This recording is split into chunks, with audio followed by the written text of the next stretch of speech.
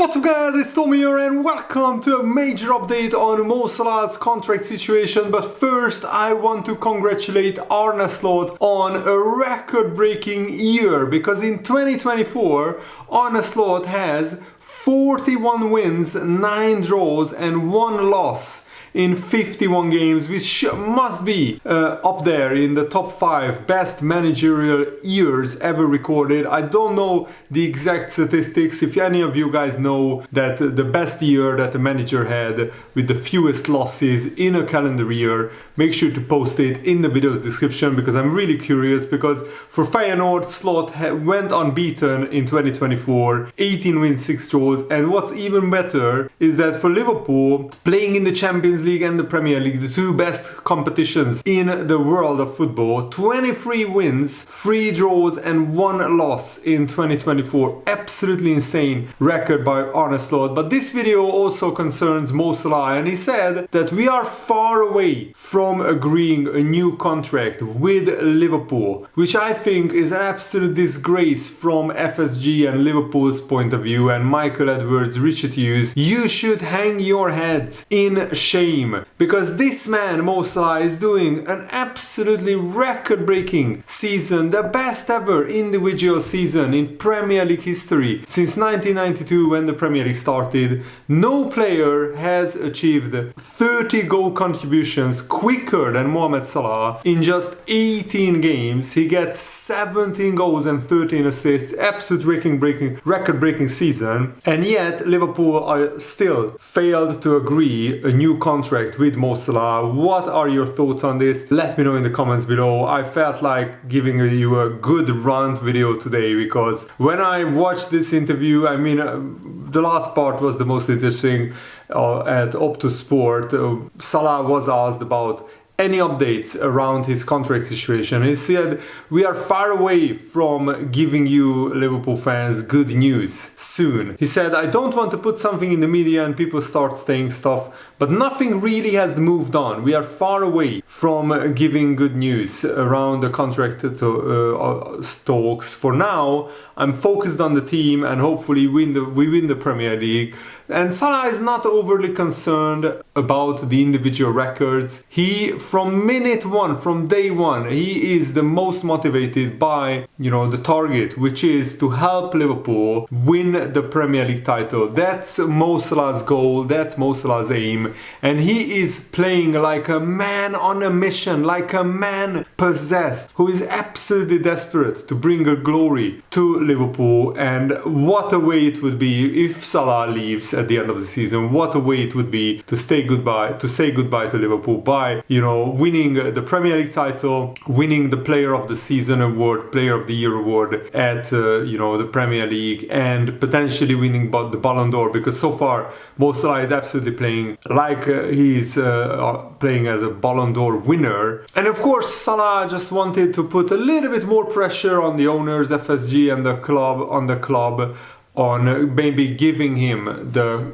kind of contract that he's asking for. He's probably asking for a little bit of a wage rise and maybe a 3-year new contract. But the worry for us Liverpool fans is that from Wednesday, Mo Salah is free to negotiate with any foreign club, and he is able to sign a pre-contract agreement, and Liverpool cannot prevent that unless they swiftly agree a new contract with Mo Salah. And I really thought that Salah and Van Dijk's contract will be sorted before January the 1st. But Liverpool, the hierarchy of Liverpool, the board of directors, the owners, and especially the man in charge of contract talks, Richard Hughes and Michael Edwards, they have failed us, and they are in the crossfire. They absolutely should be criticized, and they will be absolutely haunted by Liverpool fans if they let Salah and Van Dijk leave. Trent Alexander-Arnold, it's a different matter, because you could argue that you can offer Trent whatever money you want to offer him. He would still get more money at Real Madrid, because Real Madrid can offer Trent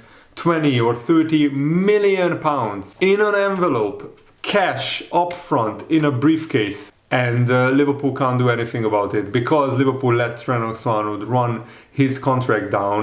And Arne Slot downplayed concerns over the contract situation of the big three players. He said, I think I have a lot of control over what they do on the pitch in their private lives. I don't have control, but I'm really pleased with what Mo Salah, Virgil van Dijk and Trent Alexander-Arnold are contributing.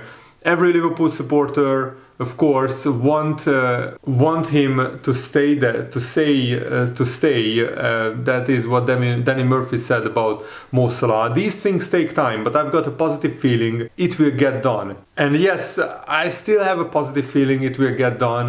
But the closer and closer we get to January, which is now just 2 days away. By the way, Happy New Year if you are watching this around New Year's Eve time.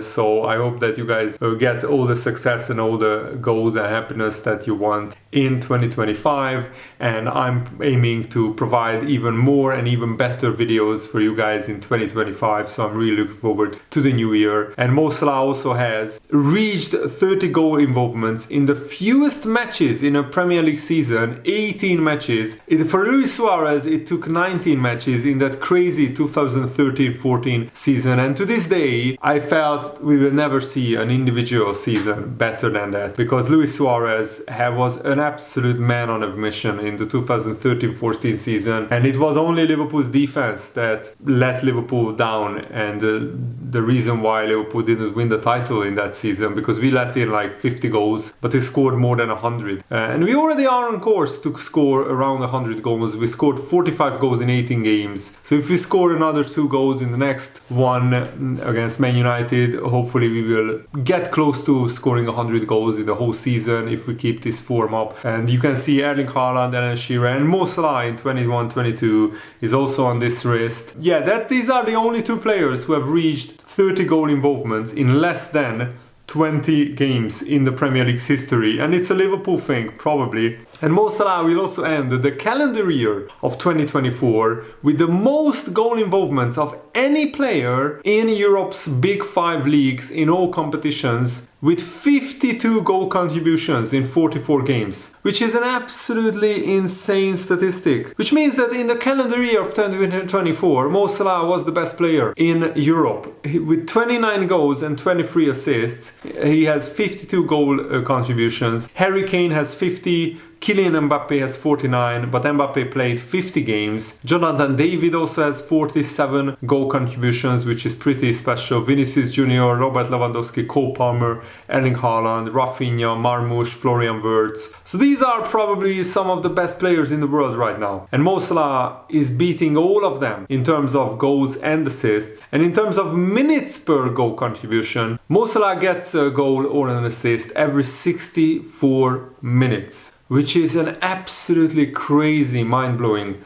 stat. And what's even better, in this season, he's having even better metrics, because this season he has a goal involvement every 53 minutes, which means that almost every 50 minutes he gets either a goal or an assist. 52 goal involvements in 2024, I already showed you that. 8 games this season where he has scored and assisted in every single game in those 8 games, which means that he is breaking another record in the Premier League, because no player has had more than 7 games with a goal and an assist in a single Premier League season, and Mo Salah already has 8, and we are halfway through the season. Do you know how mind-blowing that is? That is absolutely crazy, because that means if Salah keeps scoring and assisting at this rate, he will break even more records, and he will extend his lead over, the most games where he scored and assisted in a Premier League season. He's already top, but he could get 10, 12, 13, 14, 15 games like that, which is absolutely crazy. And what is even crazier is that Liverpool haven't still extended Mo Salah's contract. What are you waiting for?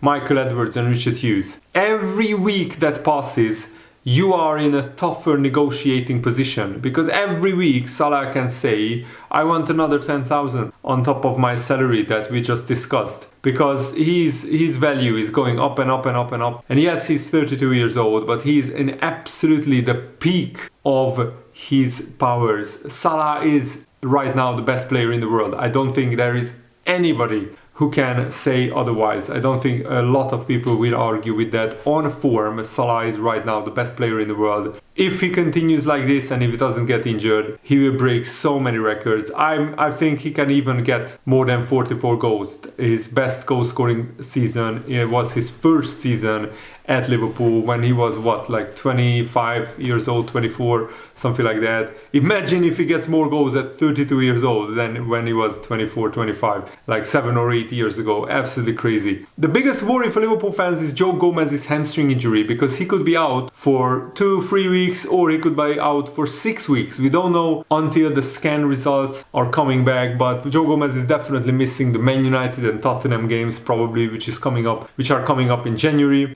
And Arne Slot said, in a sprint, we all know it's a hamstring that Joe Gomez got his injury. We all know it's going to take a while before he's back. I don't know how long, but he will be out for quite a bit, which sounds like he will be out for at least a month, which is an absolute disaster for Liverpool, because Joe Gomez can play in so many positions. He can play right back, centre back, left back, defensive midfield, in all kinds of roles. And Liverpool will need squad players to stay fit.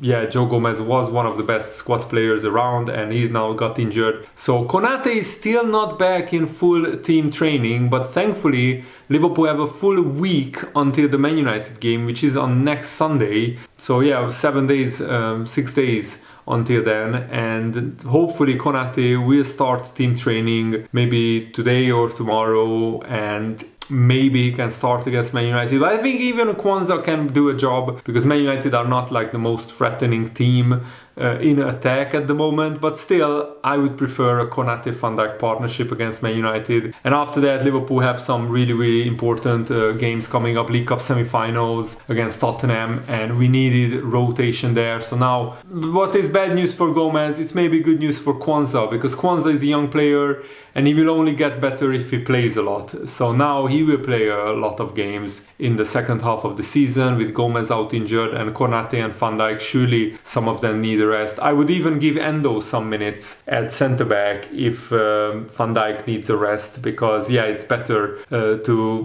give the Endo minutes than to just overextend Van Dijk. Konate. Louis Steele also provided an update that he just spoke to Joe Gomez in the mixed zone after the West Ham game, and he said it's a hamstring injury, but he doesn't know how severe it is until scans. But he seemed in good spirits, so he was in relatively good mood. But obviously he was gutted inside that he got injured. And finally, before we end this video, I wanted to hear your thoughts about, Mo Salah's contract situation. Why do you think the delay is? Salah, does he want crazy high wages? Does he want a crazy long contract?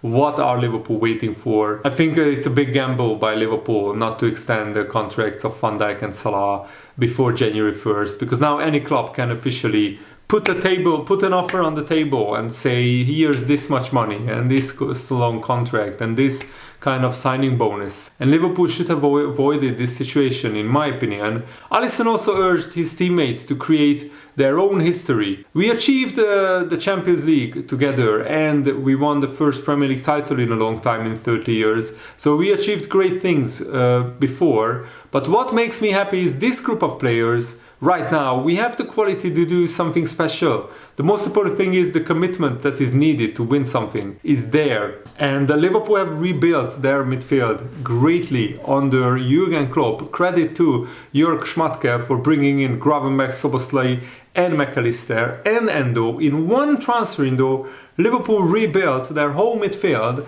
and now our title challenge is based on that midfield as well. I don't think the style is too similar to our style under Klopp. A few players still play in the team, but we have a little bit of a different style, more ball possession. But before it was really straightforward, a lot of transition, a lot of intensity. And we don't have to compare ourselves with the teams in the past, Alisson said. We have to create our own history this season with this group. And this group is hungry, committed, and as Mo Salah said, let's stay committed, let's stay humble, and let's win the Premier League title. And we have a great chance to win the League Cup, and who knows what will happen in the FA Cup and the Champions League. Knockout competition is always very tricky. I think we should knock Tottenham out in the League Cup semi-finals. They are in an absolute disarray. Liverpool are in so much better form and so much better shape that hopefully Liverpool can qualify to the League Cup final, and we have a great record. We won our last three domestic cup finals, against all three of them against Chelsea as well, which is quite funny. So thanks for watching, guys. Hope you enjoyed this video. Have a nice day. See you later. Goodbye.